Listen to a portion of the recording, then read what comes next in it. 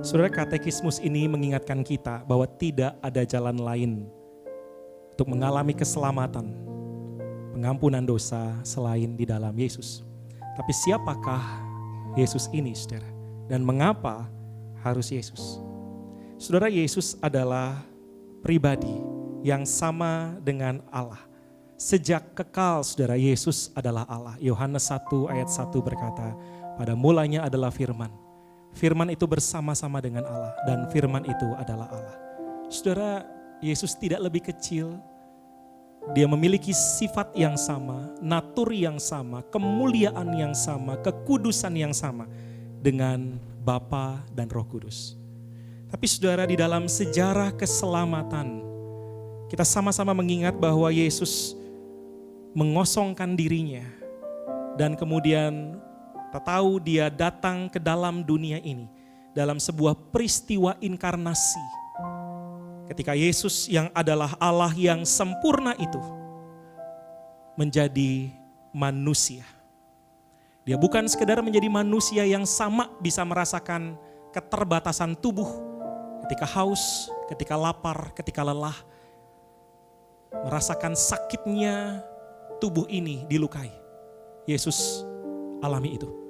Yesus juga alami, saudara, sakitnya dihianati, kesepian, sendirian, segala penderitaan yang jiwa ini dan emosi kita alami. Yesus alami itu. Tetapi dalam semua itu, dalam kesakitan dan penderitaan tubuh, kesakitan dan penderitaan jiwa dan emosi, Yesus adalah pribadi yang tidak berdosa. Saudara-saudara, secara sempurna kedua natur ini terus ada di dalam Yesus. Natur keilahiannya dan natur kemanusiaannya, saudara, terus ada di dalam Yesus. Dan tanpa pembagian, seolah-olah ada yang lebih besar atau lebih kecil. Tanpa keterpisahan, seolah-olah yang satu tidak tahu apa yang lain pikirkan dan rasakan. Dan tanpa percampuran, seolah-olah tidak ada identitas yang jelas. Saudara, Allah yang sempurna dan manusia yang sempurna hanya ditemukan, hanya kita dapatkan di dalam pribadi Yesus. Dan karena kesempurnaan itulah, maka hanya Yesus yang pantas menjadi penebus, mewakili Allah yang kudus, yang tidak bercacat, tidak berdosa, dan mewakili manusia yang pantas dihukum dan dimurkai oleh Allah. Hanya Dia yang pantas dan layak menjadi satu-satunya penebus bagi umat pilihan Allah. Tidak ada jalan lain, tidak ada pribadi lain, hanya di dalam Yesus. Dan sampai selamanya kita akan terus menemukan Yesus yang bangkit dari antara orang mati dan yang naik ke sorga.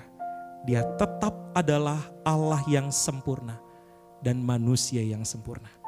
Karena tubuh kebangkitannya itulah yang akan menjadi pola kebangkitan kita. Sampai nanti kita di langit dan bumi yang baru. Bersama dengan Allah mengalami hidup yang kekal. Kita akan mengalami persekutuan dengan Yesus yang menjadi penebus kita. Saudara, karena itu mari ingat lagi, tidak ada pribadi lain yang mengasihimu dan yang berkuasa menebus engkau selain Yesus, Allah yang sempurna, manusia yang sempurna.